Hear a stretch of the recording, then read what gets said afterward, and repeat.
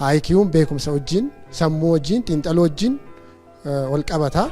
Namni ga'umsa qabu hojii isaa hin jaalata maaliif ga'umsaan hojjeta waan ta'eef karaan taan hin deemu waan ta'eef.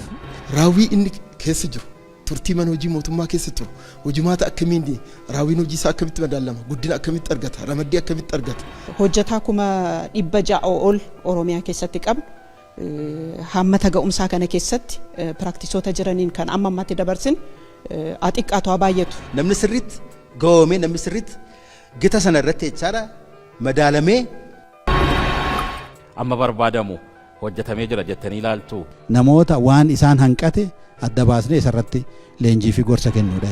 Akka keenyatti hojiitti hin galamne keenya garuu kallattiidhaan instituutii hojii kana hojjechuu danda'u hundeessuurraa kaasnee ofitti amanuun jiraannaan maaliif sodaatama? Raawwiinsaa ariitiidhaan kan biyya jijjiiru transformational ta'a yoo ta'e immoo expert level competency jedhamee waama jechuudha. An hojiin hojjedhuun guddachuu danda'a amantaa jedhu uumuudhaaf wanta ta'eefi. Madaaluu maaliif namni sodaata yoo jenne? Warrumti madaalan mataan isaanii immoo ammam ga'ooman kan jedhu.